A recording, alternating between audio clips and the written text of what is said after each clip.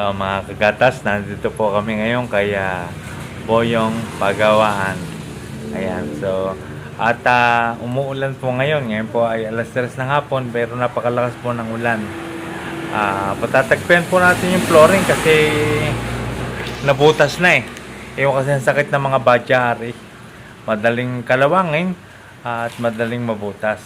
Ang technique para roon, huwag mo lalagyan ng sapin kapag umuulan. Yun. So, dito tayo ngayon. Yun po ang ating ngayong video. So, kung bago ko pa lang po sa aking channel, please subscribe at huwag kalimutang pindutin ang notification bell para updated kayo sa aming mabadyo. yeah.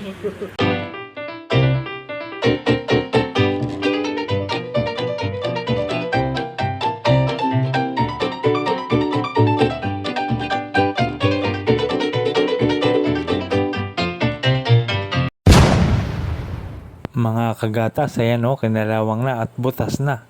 Ayan po ang problema ng flooring ng ating Bajaj RE. So, ayan po for today's video. Ayan po ang ating gagawin ngayon. Patatagpian po natin ng stainless. Pero hindi po natin siya lalagyan ng buong flooring kasi wala tayong budget.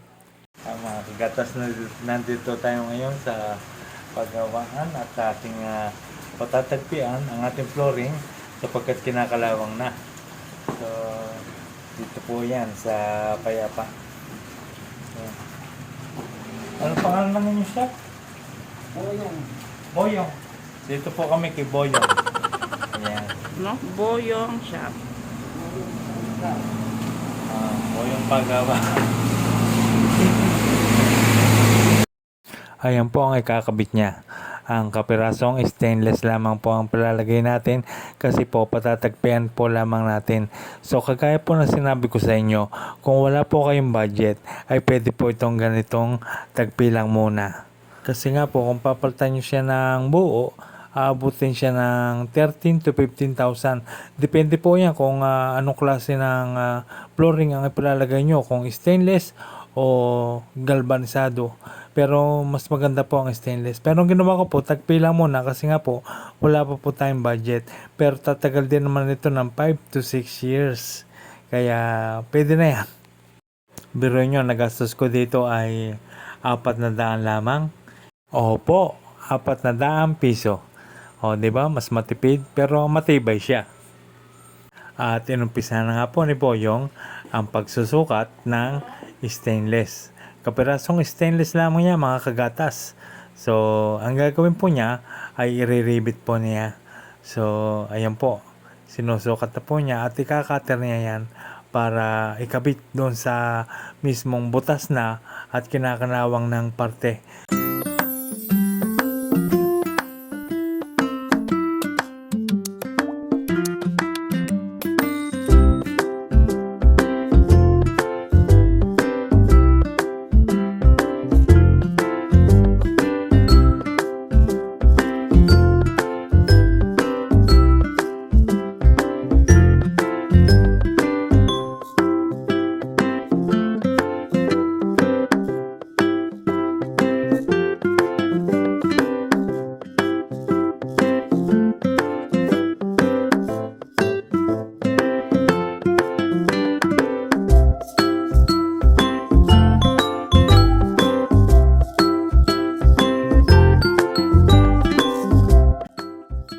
Mga kagatas, dito po sa shop ni Boyong ay gumagawa rin din po sila ng mga sidecar.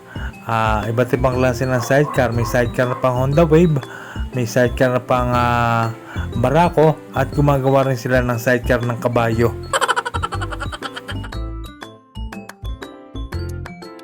Dito po matatagpuan yan sa Payapa, Mendez, Cavite.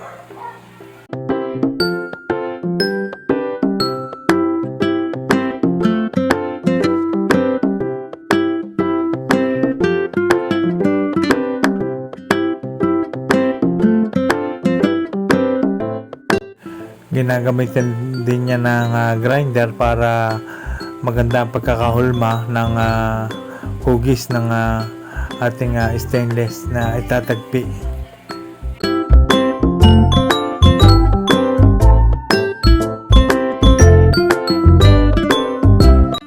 So mga kagatas, ganyan po bali ang magiging forma niya.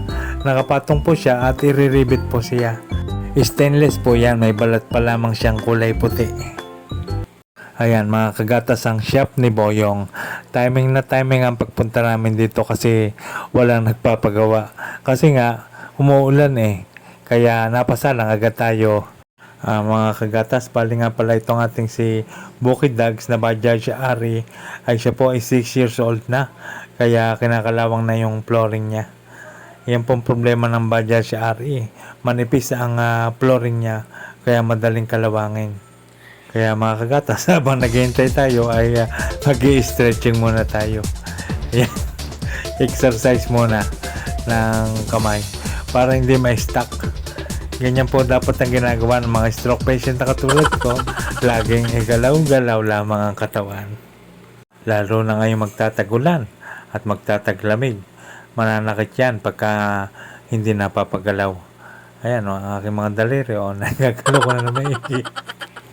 Basta wala kang ginagawa, ayan, ganyan lamang gawin nyo lagi. Ayan. At gagaan ang pakiramdam ng inyong mabigat na bahagi ng katawan. Diba?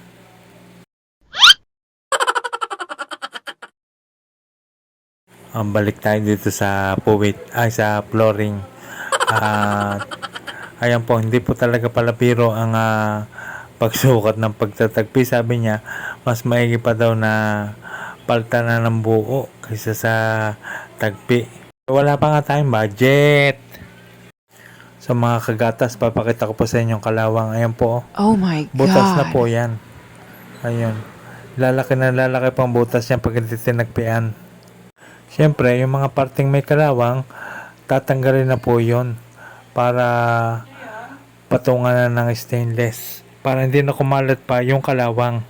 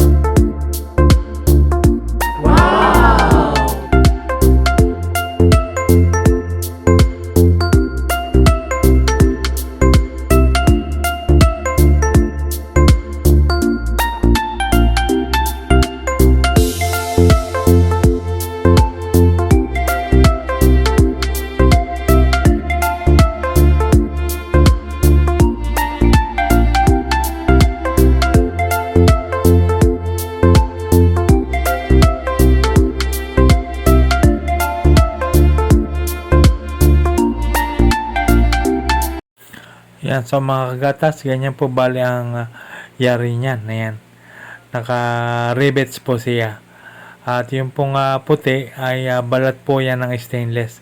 Pag natanggal po yan ay makintab na makintab po yan. Ayan, ganyan na po siya.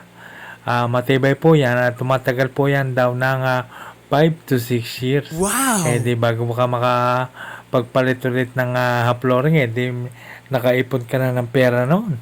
Di ba? Yes. Sulit na sulit, 400 lang yan. Matibay na matibay po ang kapit niyan mga kagatas. Wala ka ng pangamba na malalaglag yung paa mo kasi nga kinakalawang na, di ba? Napakaganda niya pag tinanggal na yung puti. So, pauwi na po tayo mga kagatas at dadaan muna tayo sa palengke para bumili ng ating merienda at syempre ang pasalubong na rin sa ating mga anak. Yan. So, alright, let's go!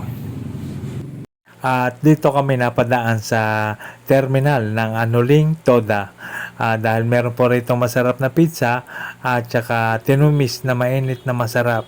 Masarap po yung pagsamahin kaya yun po ang ating bibiling merienda. Dito po yan sa kanto ng Panungyan, Mendez, Cavite. Hi! Tapos na. Ayan, si ate. Ayun si mami. At syempre, ang ating si Bukid Dags.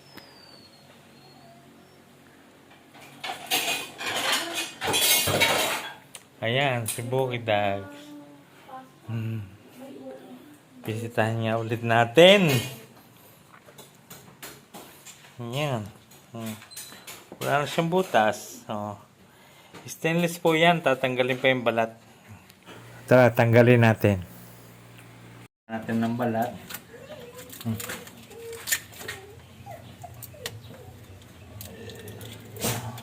Parang black siya pero stainless siya. Stainless yan. Ayan na, mga kagatas. Oh. Lumalabas na yung kintab niya. Mahal ka. Parang salamin, no? Di ba?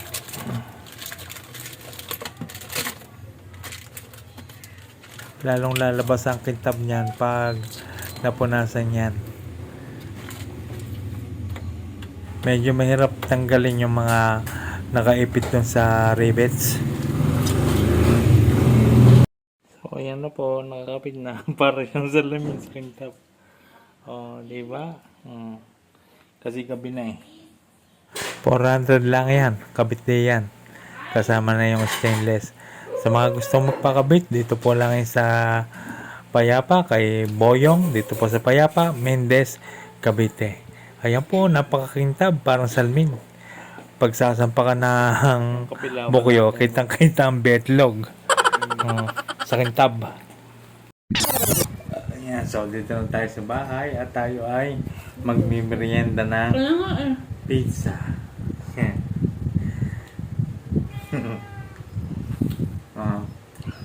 Hirap na hirap yun yung nagawa ni Mami. Kahit ikabit. Daw. Kasi yun talagang sakit ng badyari. Madaling kalawangan yung flooring. Pero hindi mo na natin pinutansya ng buo. Parang tinagpian lang siya yung may butas ng stainless. Yan. Salamat sa panonood. At maraming salamat sa panonood. At please subscribe. Huwag kalimutang pindutin ang notification bell para lagi kayong updated sa marami pa naming video. Salamat.